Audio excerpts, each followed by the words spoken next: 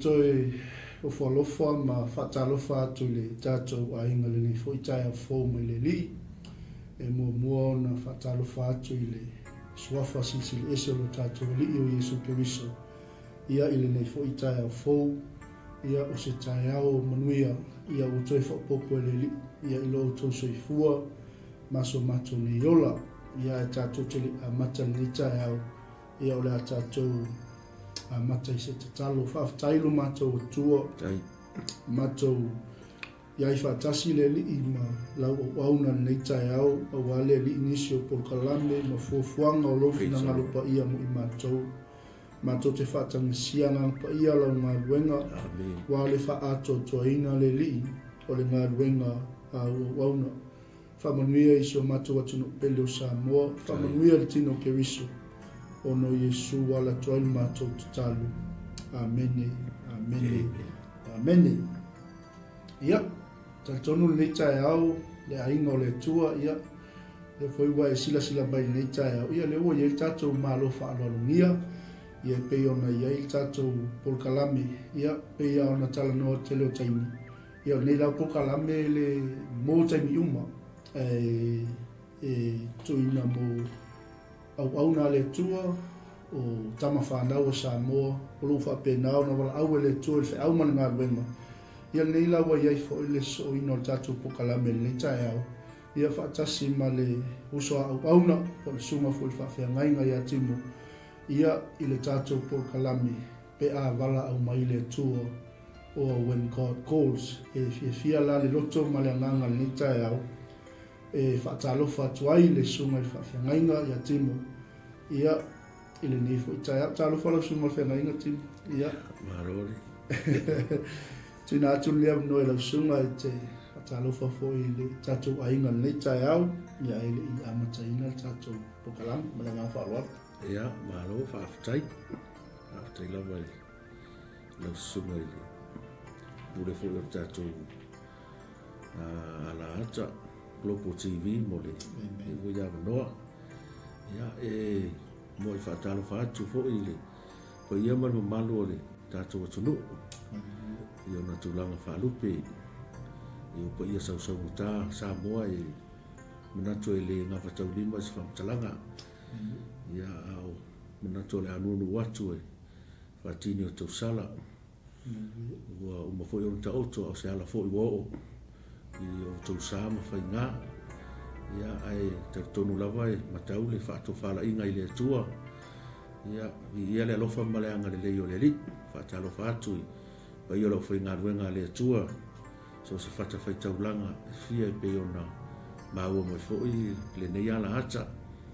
Ia whaatalofa atu fōi i wōma paanga o tātou Global TV. Ia ingo le whaatua tua i so se tawhai fia o lau langi. Ia o maua mai ia le nei fōi wha moe nei tai au. Le lofa maleanga le leo le li. Ia whaatua fōi se whaatalofa i le sunga i le. Fai fiau nei, ia po le sunga fōi le li pule o tātou Global TV. Ia whaaftai ua boal nei ama noa ua. Tātou whailoa ia i fia le lofa maleanga le leo le atua. Ia whaatalofa lava. Amen. Ia le atua le mwhaion whaangaloina fo le tātou ainga i lungo pena te whailangi le nei tai au. Ia me se fōi o lungo tātou Facebook Live o tātou YouTube Live. Ia ma tātou website le anga i toi tātou telo tātou pokalami. Whaatalo whaatula ia te o umalava le ainga o le tua le tino Keriso le ni tai au. Ia i le alofa ma le anga le leo le li. Ia ona o tātou taimi ai leo na o tol paua sila fia fo e tātou ainga lau sunga le whawhiangaina.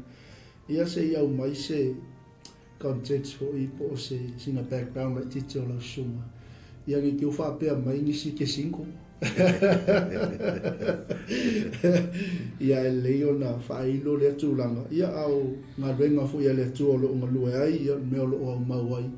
Ia au le tupuanga fo i ma le tamari anga. Ia au se whaasina manga fo ele li, ia ma le nganga whaarwa. Aro whaaftai. Ia.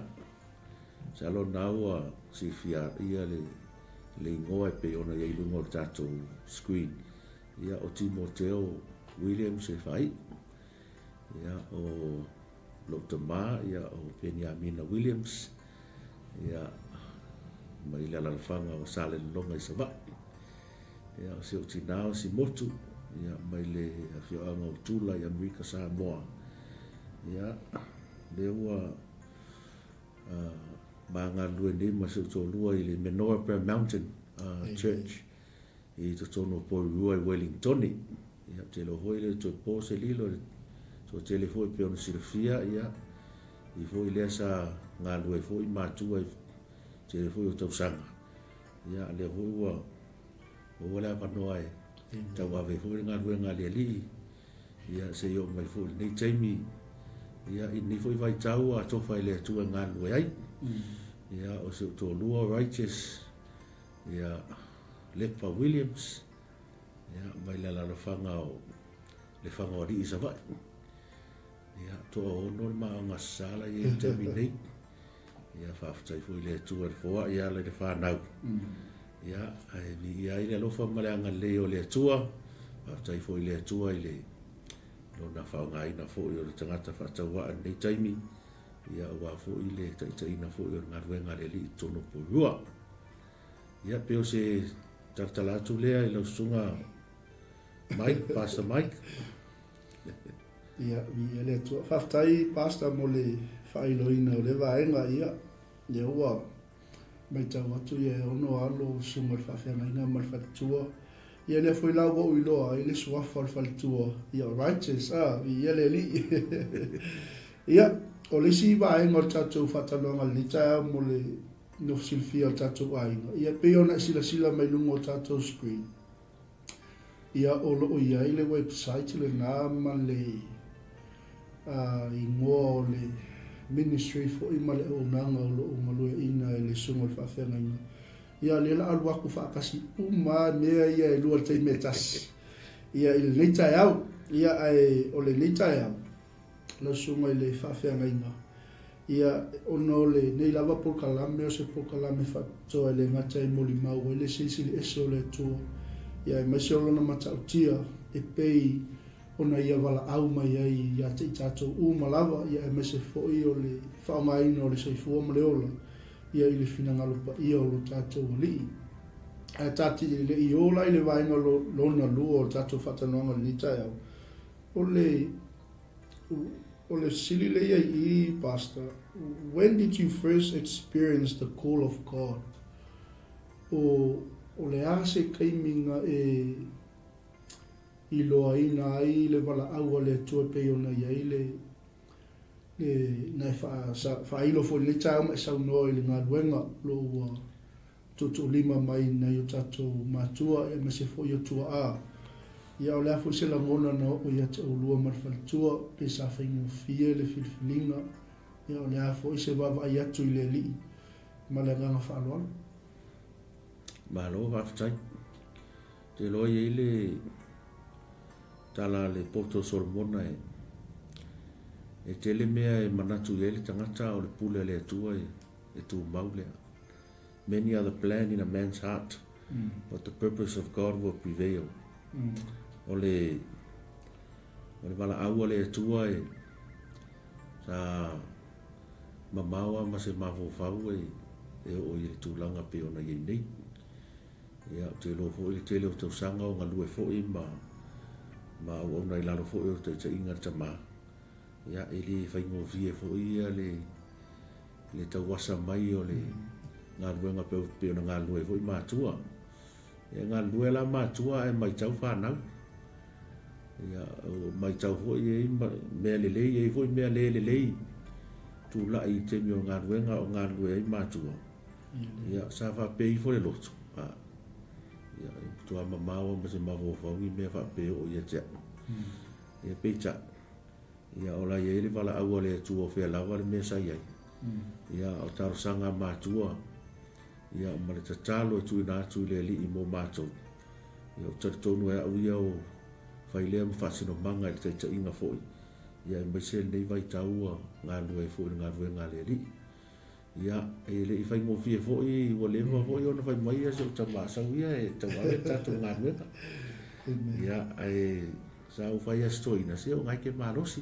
ia pe tai ia o te lo foi ua ia la ngona fo ia o te nyo le tua ia e fa pe na ona fa ile swinga pe ona ile tau ve ina nga ruenga ni vai tau ia o le nga fa tai le tua ia wai le fa pe fa se au le tamao no ko me ke vo le no fa se au le tani ia ai fa pe na lava ile tai mi fa pe na ile vala au le tua ia ele ngata a fa pe ele o se atali e fa na mai le tino ia o le atali e fa na mai le nganga ia te lo pe o si le va nga pasta vai ko le pe e tau manuia ia ele ngata o le fa na le tino e te fa na ko le nganga amen ia te la ona tau ave nai lua fe su fitu ile aso torus fulo masino uni ia o le aso le sa fa pa ia nai fo lo ma ua ma se to rua ia ma tau ave ina mai lor ma tau ngar ngai po rua ia se yo mai lava te mi nei salo po lima pe a ono tau sanga ia talu ona matula i mai le ave ma fai fe au mato ka de sia ia ia ile li afta ile tu ela na au tofi ia o te talo lava ina ia fa tu mawina pe le loto fa au ona ia male lava ia tu le li fe lava se me fina ngalo ile tu e fa ngai ia ele ngato o nanga e ala ile tala le lei ia o nisi foi o nanga e pe ona iai ia o le tu lava e o le vala au ia ta tu te tali foi tu so le vala au ia ina ia maurunga se vi ngole tu ai mai se ai o le fala o te leina o le malo le tu nisi le me la ona pe fo no fa so fo le ona nei e se ro fia ile o nanga le nei ma po kala ma le sunga ia Pastor Mike ia it's a global Kingdom TV ona le whaalau te leina leo le malo le atua. Tā ua i o le melea ona tātou te leo au na whausia se malo stangata. Ia o whia lava la le vaenga o lo ngā lua ai. Ia we are all working together in building the kingdom of God. Praise the Lord. Amen. Whaftai lau sunga le whawhenga. Sei toi whailo mai lava lau sunga le whenga ia le ngā luenga.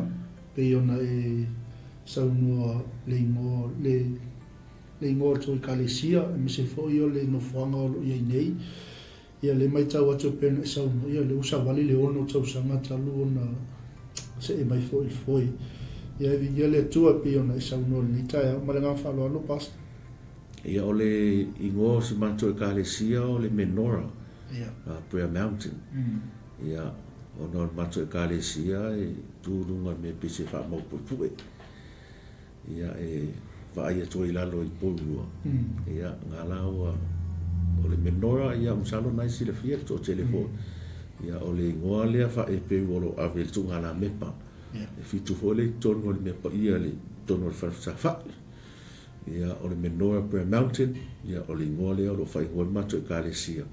Ia mato ngā luei polua sultasi mohuia Crescent i to tono Elston ia whaasanga i tonu lava mato ma le Whittaker sa Chocolate Factory ia te lo le Whittaker le fia ile sunga le fia e tau sam le lea o lau i loi New Zealand ia e te mawanga loa le factory leo le Whittaker ia e mawaina loa le mato whaasalo mato iai ia marwhalo ia le foi la ia se tau Facebook page e anga e toa ia le Tino Keviso isi foi la tau e fia sila fia le ia bo nisi foi o sauninga ma po kalame le kalesia pasta ia sau le lava o le Menorah Prayer Mountain lava le Facebook page fa pena foi donga YouTube ia o lo ia po kalama o mo le mato le kalesia me foi sauninga ia sa ia o lo lai mai foi ia sauninga pe ona iai ia o matou e lua matou sauninga o le aforeiva taiao le sauninga whaperetania ia ma le sefulu tasi ia e amata le sauninga sa moa ia sa tasi lava o le ia e peona ia fuli ni tausanga men oftai pasta nei te ua pa uia te au le ua umana tua sei me sau noanga fo i le tatu lau mua i Wellington nei te ua mo le loa po meo le te ngalue lava i le lau mua ia ma tatu wa onga fo i Wellington e se failo po me ola sunga le pule a onga o la sunga le fai a onga ia mo no sila fia po ia e foi nisi o mai mo mai Wellington ia e fia o tawina ile a kapi ia o le a sauno atu le sunga le fa ngai ngani tai au ia malo fa ftai ia sa le lava le sauno nga fo e sunga le fa nei o le salo nai si fia fo to tele ia e pe o Wellington le sa fa na mai e tato la muor to sanga lua fe marfitu le so 𝚜𝚘𝚙𝚢𝚑 lua fe marfitu le so le sa fa pa ia ile tato wa o ngai i po rua ia ma mata mai ro nale le akape ia mala ma akape pa college ia ma fa solo mai lava le ina ua Salo tau sanga i lua fe se 𝚜𝚘𝚙 ia pe tau sanga le sa o tau wa veina mai lo le na venga fa pula aunga tono tato lau mo i Wellington ia se yo mai lava lua fe su fitu ia o na le tau sanga le sa ia e Silvia fo ia e ta ua fo ile tu o sisi mea ai tau ave sisi nga ruenga ia ele vai fo ono tau fai tau ave uma nga ruenga ia lo ia fo nisi ua fa me alo fai le tua e fa pe na tau ave ina le nga ruenga fa pula aunga ia bela o le terminei ia ele ai o le o toi pule aunga terminei ia ai o lo o soani lava tato wa aunga i Wellington ia mo le fa ya aunga ina fo i o le tala le ia le tua ia le ngata Wellington ia fa pe fo ia na ia tato wa aunga i fia o lo ia tono New Zealand nei ma se fo nei o kilani ia fa pe fo i Australia ia e pe ona ele o nanga a fa ale a aunga tuspa ia tama tai ia matatula Williams ia o ia le ua pule aunga tato wa aunga i Wellington ia o lo mo fo lava no fa fo ye sisi fa fonga mai o lo o no pia i ma o ma Wellington ia fa so tai mai o salo stemio na fa i lo fo le o no me so tai inga ia em fa ona fa so tai mai ia mo lava no ia o tawina il tato lo mo amen ia le ma lo fa tai le la o manino va nga le ia wa nga fo le wa ko am po ngisi ne tai after lo sunga fa ngai nga ona ta ua tele ia le o tawina o tato umalawa ia ile upo le tua sei tato e foi le titila wa tua pasta fa mon mole ile bala au le tua o le asa o tali atu le bala au le tua ai se na e fili ai se a foi wa e la mona ile ta ua pe ne sa no ne ele fa no fia ia manatu malangona ia me se foi o oni lu tausa fa pena ona lua a fea ngai le taimi ma se fo i man faltua a se ala o na ta wai le wala au ma e tu la i lo la ku se no la manga ku ia ma fa la vela ve ma le taimi ya ala e tu la i lo e te talia tu le wala au le to le asa o talia tu le wala au le asa respond i le tu ai ma se fo na you tu a whatever on tala no mai ma ia ma le gan fa lo Palo, aftai, whinga tau, whisiga te lore, e lele amata mai pia se tala o nao, o au sa au nofo i Amerika, sa o whainga ruenga ma unga lua ai ma, ia, sa lo por tau sanga i lua fe ma le lua, ia, o tau sanga le sa o sifia i Amerika ma, ia so matangi foi nato no na vai tau ia o lo tu lo mo no foi ma o fai ngar ngai ia se yo for me fai ma nga i mai asi ai ngai New Zealand nei ma toi fo ia o te tonu pe o vai tau sanga le lua fe ma le lima o lua fe ma le ono sa o toi sa wai ia si o matua ia mo sa lo o na ngona i lo lotu ia o tau no toi fo mai toi foi mai e so ani so to mai le mato nga wenga na foi vai tau ia male ni loi manatu o lo ye le po kala male tu ia na wo mai lo ma to no foi nei ia na e te sirafia le timeline foi pe ona fa so atu lo afi mai fitu lo amata le au sa ye foi la mona na vai tani Amerika ya le au ngai na tu no ia au te loe le I whaatanga fo I le atua nā mea tupu. Ia ono le lava I ele au te tai o le atua I mea uma. Te lo risi le mea e tā ua te le au te tai le o le atua. Wa iei teimi tātou te manatu ai e se pe sao se mea o tātou whaia. Ia, but God's providence, mali mua I wa aia le atua o tai ina le tātou sawaringa. Ia au te lo se vaenga tā ua tele lea o lo whapena o na sosoani tele I le teimi fo ina whai e fo I whai unga nā vai tau. Ia, se yo o mai lava le teimi na ngā lue fo I ma wawa iatu le li ipo fea a ngā iai le au nanga I le wala aua le atua. Ia, ai pei fo I ono u whaasoa se teimi o sola. Ia, o te lo le teimi lava le atua o saunia. Ia, ma le loto wa ioe. O li se alea mea e tā ua fo I. Ia, ua fo I mwhaiona wala au le atua e a le ioe le loto. Ia, ele ai lava se me mwhaiona tupu. And unless earth is agreed with heaven, then miracle will take place. And I believe that was a miracle, part of our ministry and a calling of God on our lives. It's a miracle itself. Ile wala awa le tō I mātou, ia maua, ia o I tangata o manatu mai ili ali. But o le tā ua tele o le ioe o le lalo langi. Ile mea o lo o ioe mai ili langi. And when heaven respond to the call, when earth respond to the call of heaven, I believe miracle take place. And I believe apena fo ile tūlanga peona, ile o nanga Pastor Mike. O le vana ile au tofia le tua malwala au, but earth must respond and said yes. And then we will see miracle. Te lo fo se lui tau fo mo tato. Tonu fo e whaafonga mani vai tau mani tae au. Ia po fia lava se meo e whaafonga mai ai. Leo nai whaatari le langi lo ioe. E te ioe loa, whaatau nuu loa, ma whaanga solo po kalama le langi. Mo tato umalawa. Ia. Te rutari atu lea, pasa mai.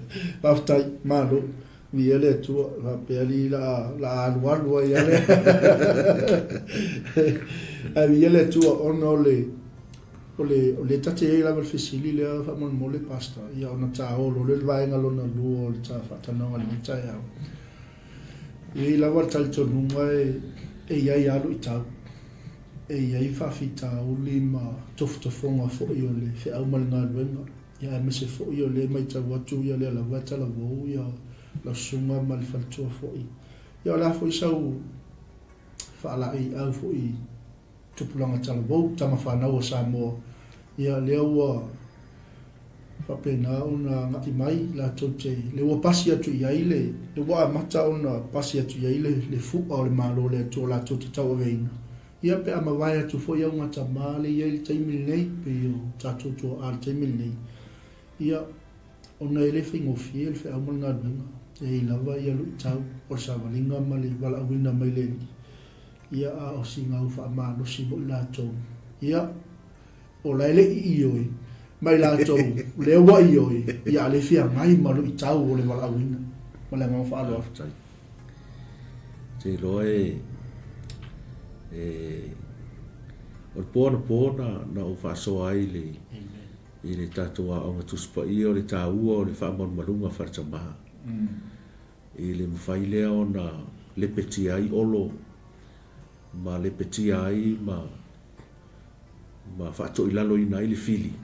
O na o le tāua o le recognize o le whaamon malunga lea wharatamaha. Pe mele tuspa ia e tātou te mau ia Iova mai lea tupulanga I lea tupulanga. O se tasi foi lea o whataua fo ia tea. Malo fo ia o nanga I nei vai tau. O le amana ia lea o le au ngata maa ma le whasolonga mai o le mala aua le tua whasosolo mai. Ma ia amo, ma ia sa ako, sa ia o lava ia Iakopo. Le whapena lava le whasosolonga I le ngata o le mala aua le tua, o whamanuyanga le tua, o le whau unga fo ia le tua, e tafe mai, wa ia fua mai maunga o manuia mo le nuku. Au te tonu fo ile wha moe ma ta ofi e peona, e fo le wha afsili ale, Pastor Mike le nei tai au. Ia e tele lu tau. tātou te ioe fo'i ma ioe le langi. Ia ai le ave se ai lu i tau, tātou te whea ngai mai tātou. O lu i tau la ia e pei fo'i ona iei fo'i le maa ua fo'i tūla i mai ia ma se o tō lua tono se o mātou e kālesia. Ia na tūla i mai fo'i iei lu i tau. Tono ngaruengo e le i whaingo fia fo'i le transition i te tono fo'i o le kālesia ua ia o e mate o mai mau. Ia o whanau whaaleanganga ia le tamaa. O loto fo'i o tangata umala o le kālesia o le tamaa. Ia e sa ele i pupu se taimi sa tau wa mo i lava fo'i na ngā rurua i whaatasi ma le tele o tangata o le kālesia. Ai ua ese fo'i le tūlanga o iai ua le o toi avea mo tangata lotu. Ia ala ua pio whape nei mai le wawaaia le kālesia. I le taita inga o le ngā rua. Ia o tūlanga o whai unga whai ma mea whapena. Ia sa ele i ese mana te tau nuu loa so sofa loa le wha moe moe. Ia sa whaatawhetafe lava ia unga fo'i ma le wha moe moe mea sa whaata oto fo'i le tamaa. Ia sa o leila wale sa unanga le sunga ia pasta mai. Ia o le ngā ruenga le atua. Ia e te le lava rui tau. Tātou te whea ngai mai tātou. Ia a mai lava e le atua le tō whawha le langi. Ia e lima taita ina ai le au nanga. So te lo se whamalo si tele mo tātou a mai se lava fo i tātou tupulanga. Lea o le popo lenga lea. Ne i pasi mai a tātou le fu'a lea. O le asa tātou tali atu. I au ngata maria. O le asa tātou tali atu i le atua. A o le a fo i sa tātou tali atu. I le isi fo i au ngā tupulanga lea e wawa ai mai a tātou.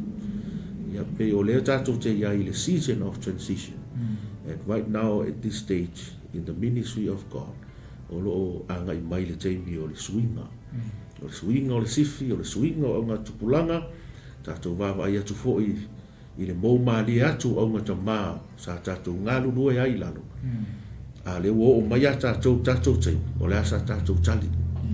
Io popo lenga ia i lo ia tangata tō tasi, whawhaife au. Ina ia tapu e pēr lau ngalue. Awai ne ia o mafo fau i nisi mea ai focus lava i le mea wa mai e le atua. Ina ia o ole fua le. Te lorta talo ia au ngata maia. Ia o ole le fua le i o le tini. A le wa pasi mai a tātou. Ia pio popo lenga ia pasta mai. O popo lenga mātunga lunga ia te au. O le asa o tali. As a pastor, as a young pastor, how am I responding to the continuation of this call from our forefathers to me in my time, and what legacy am I able to leave to the coming generation? O lo anga i mai. Ia au tariton, o le tali le fasili lea, o lo focus lava i le mewa mai e le atua te kalua ai. Ko lao na ia ile awanganga sunga Pastor Mike ia malou foi balawina wherever you are planted, wherever you are le alvala awale tuai le fai au umata o nisi o fai ma apostolo perfeta fai evangelia o fai a onga tala le all different ministries e o for the ministry le le foi peo na ele au nanga le lunga wala ata ia e tofu umata to makoli ngo mai le atua, but we just pursue the call wa mai le atua mo tato with a clean heart, with a clean conscience, with a humble heart to serve the Lord, ia o tato, and unify the body of Christ. This is one thing, Pastor Mike, I'm very blessed in the ministry the local TV. It brings unity in the body of Christ. Taua i o mele o le tātou tu fatasi, o le united, despite po a loco so i o lotu. Ia ai tātou te tu fatasi, ina ia ausia le whamoe moe o le malo le atua, o le manu malo ina le o nganga mo le li. Ia, peo se tali pupu atu pe o umi ela o tali aftai tele la sunga fa fa ngai mo fa malo sa fo i le tino ke viso ia me se fo i le singa fa tali le langi lo i oe ia le ua sauno atu le au na le atua e te i oe loi le lang tutupu no vavenga ia le ua sila mai ni tae ni ke ua e fa peso po le ale me o le alia tours ia markako website nga wailunga ia le ona tuna pele va no il tato malo falo ni tae ia mol sila fia il tato wainga ia o le sunga i le whawhiangainga ia o lo o tautoina fo i le tato atunu e mese o le tino ke viso ia mo malanga i le nupa ia ai le langa ke le lo le winga o le ngole i lumba tato skui wa le tato anga ia tulu wainga lo na luo tato whatanoanga le tae ia ai to atu pe le no ile ona le to se I ona tala mai pe ia le si le bala au le to o nga lue ia male tali tonu o le si le vai malima mo le tino ke viso pe fia tu la ele ia ile meanga sa wo yesu la mission la male nga fa lo past malo fa ftai te lo le o le ai le faia se fa mtalanga ile tulanga o le fa moele mo 𝚘𝚑𝚑𝚜𝚑 ia e mo bua fa ftai ile tua o le nei fa to a foi was tala o fa ia yo na o atu le no po io le li ia ma fa mau tu e foi le telefo io malanga pe o na no le tele o to sanga ia se yo o mai la va te mi nei te lo se fa ftai lo na lua ia te lo se tu lo te mi le nei me se lava lunga le ala ata le ua nga ia tuai so se tasi o lo mai mo mai ia I just want to acknowledge and recognize ia nisi fo io na yo tatu tangata sa moa sa la to moai asaina ia le vaenga le o le anga I tono 𝚘𝚑𝚑𝚜𝚑 Pastor Milo 𝚘𝚒𝚑𝚘𝚑 ia e mese fo ia Pastor Ben and Maria Taala ia tainane fo ile tina ua fai ilangi le fo longa tina ia e seta tui ma le li whanu ia pe o la tau ia sa asaina ma tau whai na ia tala ia na ia wanoa na vai tau ia sa ngata lava I vai taimi o ona I tō ina ia e mai moa ma mata 𝚘𝚑𝚑𝚑𝚑 but ele ia se vaenga fuli le ufa mautu le ia e whai ma nga ia tuai se o tātu o tunu ia au te tonu e pe o le ko nai au na ia sa tele na malanga ele nga tau saminga I le tau sanga ma le tau sanga ia e malanga fo I tau aveino o malanga ma mafutanga te talo le o mafuai ona nga ia tu le tele o sa moa ia te tonu fo yo fua I o la tau te talo these are the fruits of their prayers for many years. So before I move on talking about the Aliyah tours, I wanted to acknowledge nai au auna nei ia I le tele o tausanga o ngā lua te loa Pastor Michael le tausanga luafe marsutas o le ulua I taimi lea sa mawhai ona o malanga I 𝚘𝚑𝚑𝚑 ma tau awa iatu fatasi ma le tina ia e seta tui ma le rifano ia ma awa tuloa I le All Nations Convocation Jerusalem ia o te lo le ai fasolo le fa moe le tausanga umalava o le 10 days of awe I to tono 𝚌𝚘𝚙𝚎𝚘 hotel I tono Jerusalem ia ma fasolo I tours all over Israel. So it was 2011 o le ua taimi lea na ua o iau ia o te loa tele ma la nonoa I o na iniso na I o tātou tangata sa moa sa ngai fo I to tono o Jerusalem ai mese lava le convocation nei ia e o e tatalo ia matu watu I le tua o te lofo ina ia au na ia sa o ta ua mo mua ia o I fo I le sa tele na ngai ia mga solo ia se ia o mai lava le lua fesutas ia matu o to fo I matu ia mau te atu fo la fo sa ia nei sa moa ia mo mua ia e awai le fo I mafutanga o se mafutanga o te ta ua ia u Mike o le se mafutanga I was a heaven on earth o se mafutanga I lo ulo I taimi na o awai e lua sutas na o va ai le mamalu o le atua le matango fio le lii ona silia le lua le tolu wafe tangata te talo mai tu le manu e fio le nalulang e whaputupoto I Jerusalema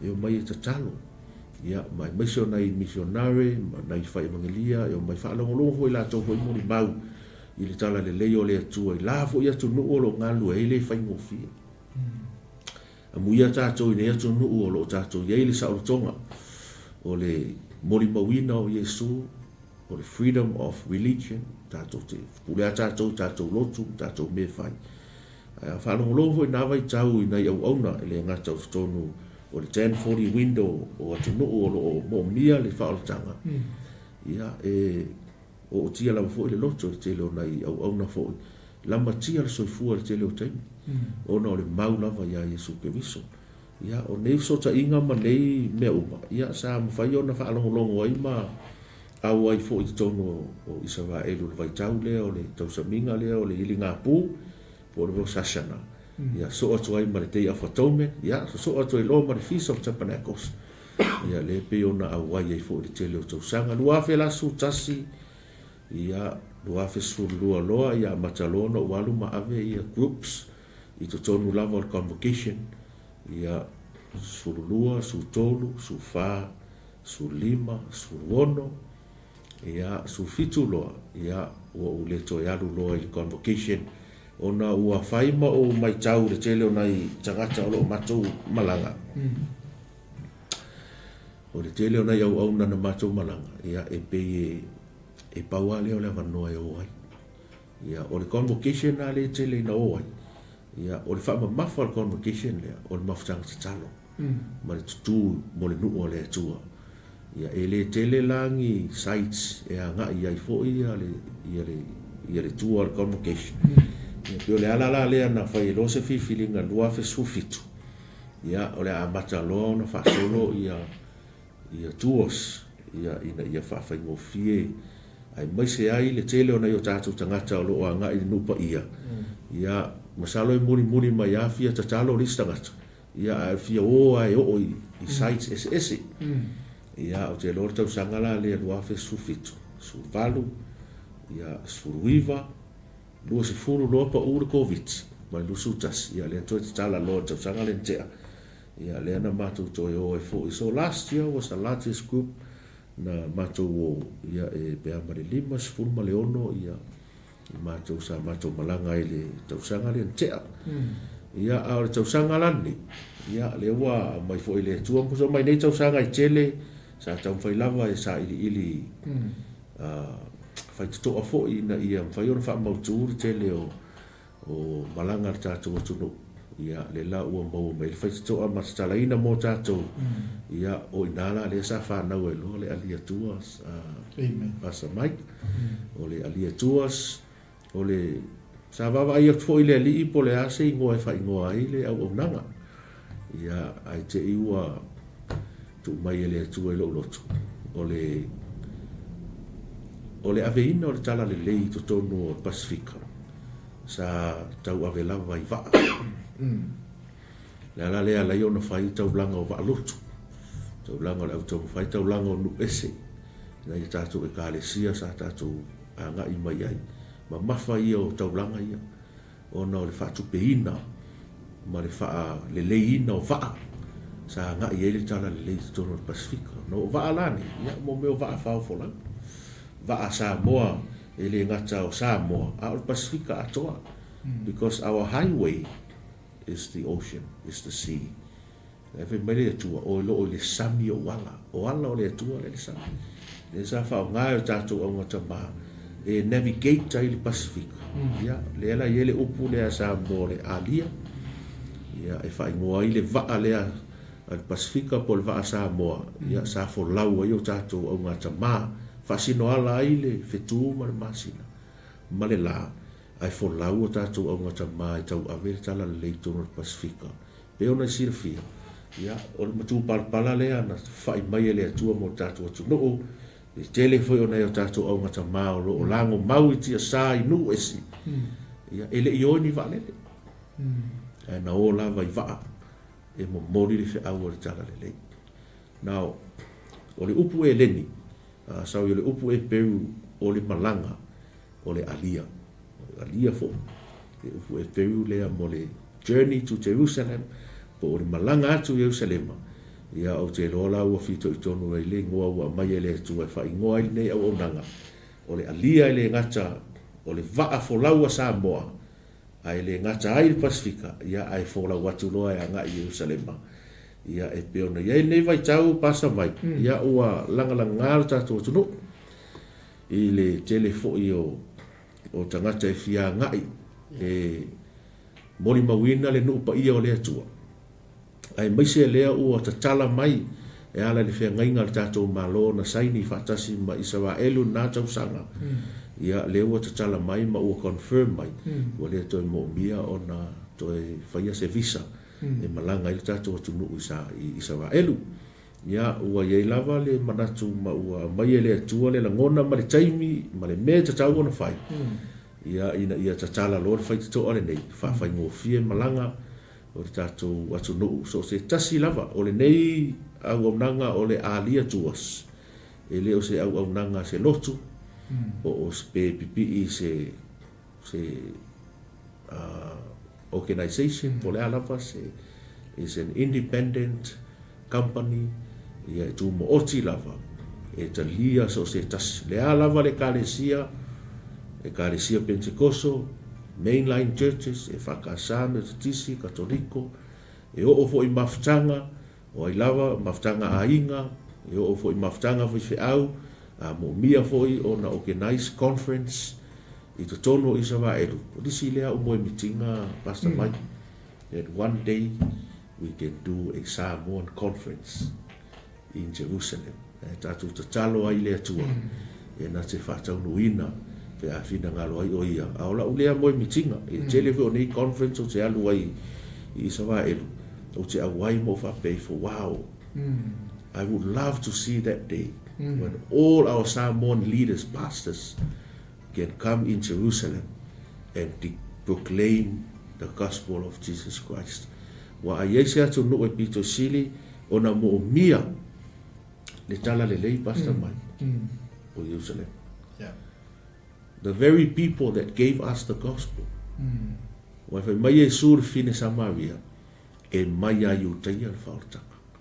Le whaortanga la le sa momoli mai e Iuteia le whaortanga sa tu lima mai e Iuteia le tele o toto masa a Iuteia na masa ona o le tau whaafai le leina mai o le tala le leila e o ale upo le tuanga tu spaia. It was the Jewish people that preserved the word of God le o mai e ya tato ai te lore te mil nei le aingo le whatotua e matua mo mia Israelu whaotanga to te le o tangata Israelu e le te tonu ia Yesu o la lava I tau ave le mau o le tula fono a Mose e o mai te mil nei ai mo le mau atua Yesu ia e le fia mai atua vatu le whaafonga anga o le tatu ala e feano mai le iutaia ia e ai mo le mau atu ia Yesu o ai la tau ona whaia ngā ruenga rea ai le wo e tātou taimi sa moa tātou te tutu lai pe ona mori mawina perfutanga tu spa ia tātou te toi whafoi le tala le lei le mea na au mai se ia complete le cycle o le Great Commission. So that's one of my prayer, Pastor Mike, that we can organize all of us, the body of Christ. Ele o se mea stangata le mea lea o le whiau o le malo lea tua tātou te tutu whatasi a tonu sosoani fōi i le nei ala ata i a manisi fōi o nei au auna o lo ngā solo Israel that we can mobilize and stand together and let's have a big conference declaration of the gospel of Jesus Christ o tātou tangata Samoa i te tonu o Jerusalem. So part of our lead to us we can organize all that. Mea uma lava, the logistics, the bureaucracies, I te tonu e Jerusalema, hotels, o pasi, o wheo inga o mea uma. O le au nanga lea e whafuaina uma lava mea uma I mo mia mo tātou. So Samoa, so se atunuu, e maise so se ekalesia, ia a wapea o fuafua se malanga, se manatu e fuafua se malanga mo tau ekalesia. Ia whaaso tai mai, e le toi popole tātou I le organizing o mea uma I Israelu. Le ua tatala e le atua le whaitoa mo tātou. Ia, nā le totongi lava o tātou pāsese. Ia, tātou wōloa and everything is taken care by our 𝗚𝗚𝗦𝗡𝗏 team. Ia, te pewo umi e le talinga o lau siri pastor. Lea la vai, te le tata imi le toi. Pastor, ono le tate iai la vai i le ingoa o le ministry. Ma le tautua ma le au unanga le 𝗚𝗚𝗦𝗡𝗏. O lea la, nei te ua, se la mai tau, po le mea le ua launch, o le mea te leo malanga ia ua mawai, le ngā mata me loafe suma le fitu, loafe suma tasi ia, loafe suma tasi, loafe suma le fitu, o le ngasau ai e le eise ingoa. Ia whawhitai, o le nāwai tau, ia, sa tu wai le tu le loto e alu i sa wa elu ma ave groups, e le eise mea vule le sa wha mautu, ia, o ai lea tau sanga, ia mai le atua langona le loto to yatu. And my first trip in Israel, ina ua o tu i sawa etu, and when I came back, I was never the same again. I was never the same again. So yese mea na sa ve'u e le atua le loto. God touched a nerve in my heart. Le mafua ono walu pe ai tau sanga uma. O su lua la su tolu se o malua su fitu na mato wo ona o le conference o le All Nations Convocation ia ma wai ma le tele foi o nai o tātou tangata mai sa moa mātou te wheiloa ia i tono i sa wa eto ia ma mātou mafutai i to tono lea mafutanga se o malua lua su fitu ia sa o lava lau sa unoanga e le i launchinga le tātou 𝗚𝗚𝗦𝗡𝗏 ia o le whamoe sa tu e launch i le astona i nei ia au te loe le o toi pose lilo le tātou whaafunga anga fua. Ia mese lau mai tau whaafunga sa moa. Ia i le tūlanga o lo tūlai mai tono i sa elu. Ia i le taua o lo o amataina nei mai le aso tonai. Ia o lea ua i ele manatu ale 𝗚𝗚𝗦𝗡𝗏. Ia o le atoi postpone ai le mātou launch. Ia mātou so tai fo i mare ampasa o le malo i sa elu. Ia ua le mwhai fo i ona awai mai, ia ona o le tūlanga i pe ona iai le ma ale o le tūlanga o lo tupu mai tono Ierusalema. Ia o le ala le o le postponinga. Ia a tono sau malama, and we felt like it is not the right time to launch. Ia as we just need to pray for the peace of Israel right now. Ina ia tātou tatalo mo le malo le atua. Ia e masalo e longo mai lava le tātou alaata, ia e te me launch ai fo. Ia it will be good for invite for Pastor Mike, ia ma le team, ia e anga ia tuai pe a tarwhea ngai mawanoa. Ia tātou te mori mawina i lea whaamoe. Amen. Pastor, leading up to the Israel tour this year, o le ase whaamoe le ua iai, wa le ua mai tau watu le ua e sau no i tūlanga lo tupu mai tono Jerusalema. Ia o lea lava e whaatalitali, o le ase update. Ia o ani aso o umona tupoina mo le malanga ni whai unga ni tausanga. Ia moni lava, o le aso whao November. Le ana tuu ia o lea e fuafua e alwa ele mātou whai ngā malanga. Ia masalo le peto e tolu vai aso pea, ia o nāru lea o le mātou malanga i sa waeru. Ia o lea lava i mai tau ma mātai tū le anga i o le tau o lo tupu. Ia na fasiri mai nisi vaenga o le mātou malanga, pasta ia tia. Ma tau se pe ori i tō ori o tato ori e tupu le tau o whai atu mātou malanga. O te loe le sistemi tau, no o le temi nei o ai o le temi o le tau. Temi o tau, Ai a foi.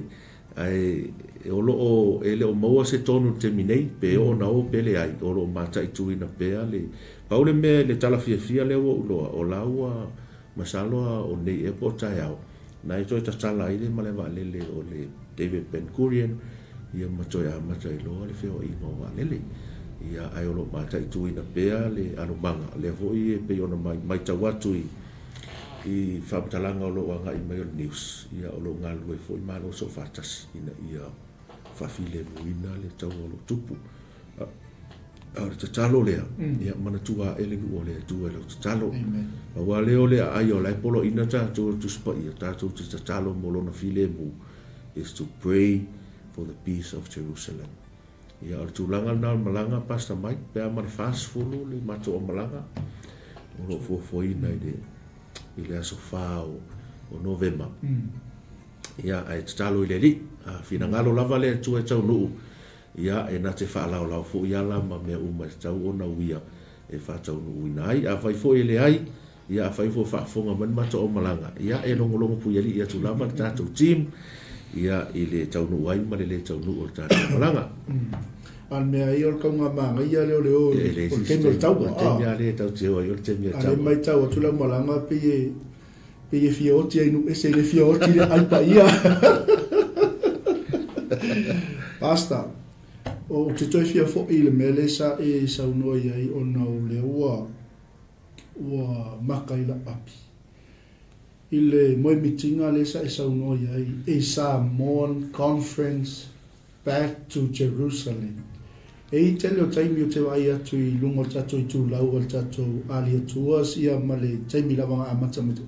E i le i o te ilo le o le maule ma tuspai. From the ends of the earth back to Jerusalem. Ia o au whai mase tangate te au se me whaapea. E lema whai nkoe ave se inga i lo lotu.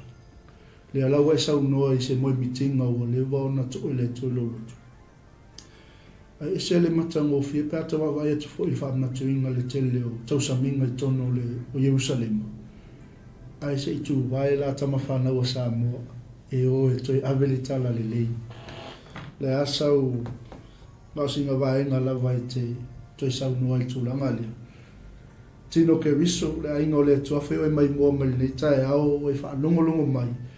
Ia i se tasi fo e moe mitinga e le ngata o le alia tuas ia au le sunga le li tai. Maa ia fo e kako wo moe lea taimi. A le ki o ngei mea uma o le tatu tatalu. Ma le ngā whanau le pasta. Yeah, praise the Lord. I also prayed for a breakthrough in finance. Tātou te talo le breakthrough ale tua i finance tātou. Ia ina ia mwhai ona whatupe o mai mea e tātou te o. Ia e whaftai o le ends of the earth back to Jerusalem. Masalo le movement lea sa amata i tono saina. E tā o le back to Jerusalem movement. It was not the ends of the earth back to Jerusalem. It was a back to Jerusalem movement. Vela te vai e vlale au sainga ke mingi le au whato tua sainga. Tau sanga umai o ai. E whai lato homecoming. Every single year umalole Feast of Tabernacles. Whai lol homecoming a sainga. So it was a movement sa amata e le au Asia. Le lai pe e a fia mai e ma sauanga i Pacifica because we are in the east. Yeah. From the east whai mai o le aso leo le li e pe o le wila e emo mai sa sai. E whapena le aso le atari o tangata. So o le birth tanga ma le waloanga o lo ua au mai mō tātou le Pacifica. This is the season. E reisa i le tua le Pacifica because o le tatau o na ave le tala le lei. I tangata i sa wā elu. Le na au maia le tala le lei a tātou o sa moe taunga forerunner me lea. Lai mori mau le tuspaia. Masalo o le au le whaasoa i ai. I ne whiawhi sawi pasta. O na o le vaenga le o la umta upu le wha uma nā nei. Aia e whia whaalongolongo. Susu watu nā nei. 9 Renfurley Road. I o i Papatoe Assembly of God. Tātou ia māmalama kape Bible College. And I encourage you to come. O lo o o ina ile tātou umta upu le mo le whai wino tātou le sona. O lo le vala out. It's a mandate. This was a mandate given by God to the Samoan people. Lua fes furu lua nai to e sila fia tato tunu. Le ana fili ele malo e a mai le dateline e vavai ai Samoa. Dateline. Before that, it was between us and Tonga. But now, since 2012, which is a very prophetic move, ona o tausanga lea na atoa ile 5 su tausanga. O tātou tūto tasi o le malo Samoa. And whaftai e lea tua. This is not a political, but I want to thank God for tuila epa i nā fo i taimi. I le whao ngai lea tua nā taimi. I don't know, penga sirifia e toi ina, pele ai, but it was a prophetic move. O ngā le tasi iwa ono lua se i o le lua afes furu lua.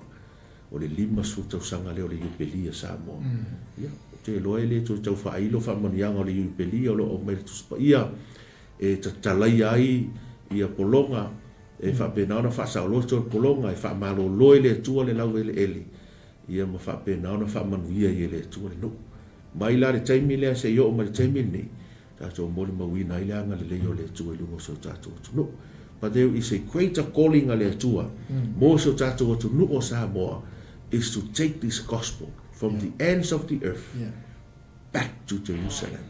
La lea lei ona ye le local ma le anavatau le alia to us from the ends of the earth back to Jerusalem. Mobilizing our churches, mobilizing the people of faith of the Pacific. Wai le ngata o Samoa ia e whapena fo in Maleato Pacifica tātou te tūwhatasi o le Pacific family Fiti, Tonga, Tokelau, Vanuatu, Tahiti, Solomona. This is one family bringing the praises of God tātou te au mai ai vi inga o le tua from the ends of the earth back to Jerusalem. Salo pole salamo e ono sfurvado nai fai mai e mua atu fo i o e pepesi pe au o le aso le no fotupo Yesu tau sanga e afer mel ni uma o lo iai Benjamina le wi tato we are the last born, we are the people that bring forth the songs of joy fai mai o le me oso ai le la mangoto ai e au mai e le atua le pesi o le ori ia o le date line lai va ai sa mai lu e oso i Samoa e ngoko i Samoa the only people on earth that will see the sunrise and the sunsets every single day o tangata Samoa. Fai maila le kala al fai salamo o le ele lea e vala au mai ai ele atu o le pese o le ori le pese la lea na pe pese e o tatu o ngata mao le tala le lei pe pese ai to tonu o nu ese a o le pese le taunu wha ua pasta mai me lea samo moli mai au ngata maa ka kuki pe pese ai ai ka unga wha ua pese le toi ave Jerusalem so ia whatau nu from the ends of the earth back to Jerusalem. Ia pe o le tau tali watu lea wha mo pasta e wha fsik. O no tato taimi, ia me se fo i o pokalame fo whanga nei asu. Ia, sau noanga muli na sunga whawhi mai. Ia me se niso i la tau o lo mana mia pia nisi o informations mo tato malanga mo Israel. Ia me se fo i o sau whala i au. Ia me se fo i o alo whaanga mo po mo whatua ma le. Whaftai. Malanga whalon. Ia whaftai, te loa vel nei taimi e mo le toile nganga whaftai. Ia iso tātou atu nuu fo ia ono le awanoa fo ia mese fo i le sunga fo i whaiwhiau nei ono nei awanoa tā ua man mawalunga. Ia ua mwhai ono whasoa atu ai lunga o tātou wala ata. Masalo e te sila e lava i tātou screen. Ia olo iai le alia tours www.aliatours.website. Ma olo kiliki lava i lunga o tātou website address le na. Ia o ngā avelo lea o i tonu al website. E te sotai mai ai olo iai uma ia emaili ma numera e te sotai mai ai. E o fo i package ese o tours, educational tours, Passover tour, adventurous tours, tele to i ngā tour. E mwhai fo i ona o watu i to tono lau e kālesia pe a whape fina ngalo e tā pena se malanga. Ia o te alwatu e whaise tātou whaatala noanga ia ma design e leile tua to te fina ngalo ai. E i fo ina inisi o tua sa mato wo ia e mana o e o asi ia le agriculture e le ngato tō vine o ia o whatoanga me whapena ia e tele tua e mawhai ona design ia ma tailor made e fuafua le mea lo fina ngalo ai le whaife au o lana e kālesia ia e mese o whapoputonga ma tūlanga whapena ia tātou tai ei lea ia ona i fo leo le ti me tātou te e anga i atu ia ma whai tātou whaatala noanga ai o le whaamalo si au mo tātou a ingo le whaatou tua mo leo tō iese teimi e tō e whaawai iesis teimi le nei o le teimi o fina ngalo le tua tātou te tūlai whaasoa le upo le tua whaamalosi le ngaruenga le tala nei ia e maise tau atu Iesu i tangata. Whea lava le meja i lunga le pasi, lunga le taavale, o lau upa to tonu le vaalele, wherever God has placed you, it is an opportunity to witness the name of Jesus, wherever we go, wherever we're at. Ai maise ai ele ngata o to tonu Jerusalem, Iutaiam Samaria, ai o lava i turu inga laulangi. Leo o tau nu mai a tātou te toi whafo ia fo i tonu Jerusalem, e peona iei le wala awa le atua mo i tātou, whaftai atuai le tātou alaata, ia mori fo le ngang whaftai, Pastor Mike, ia maisor wharetua, e maisor pure anga o le Nei TV, ia ona nea wanoa o maua o te o mai iei, tātou wheloa i maripokalama i peona iei le nei tai au, i le alofa maleanga le lei o le lii, ia a whaifo i te asiasi atu i Wellington, ia 𝚟𝚒𝚙𝚎 Mohuia Crescent, i Poirua, Menora, Prayer Mountain, whaafsanga i tonu lava, ma le 𝚜𝚘𝚑𝚘𝚎 Chocolate Factory. Ia e te sua tua e tausami sa 𝚜𝚘𝚘𝚎. Ia ma e tausami le upua le atua, le mea ai whaaleanganga le atua e laulawina. Mo le atua lo whaanga, se o mato e kāresia, ia nisi foi o lo o mai mo mai, ia whaaftai tele lava le talo mai, ia o lea lava i manuia, ia o au mawai au kilani nei, mo le whaamoe moe o tātou lau mua, mo le tfoi ia lo faanga ia e se o tolua ma se o whanau o lo mai mo mai ia e mai se foi nai matua ia sa uni foi malanga mo Australia nei vai aso ia ia foi leanga le lei o le li ia Samoa lo atu no pele whaaftai tele lava whaaftai te talo ia ma lo le tau atai ma lo foi ngā lue pa ia lo fai ngā ruenga le tua so staff fai fia so se fata fai taulanga i fia ia ma lo le puno wai whamanuia fo ile tua au nanga le tātou Global TV ia soifua ma ia manuia.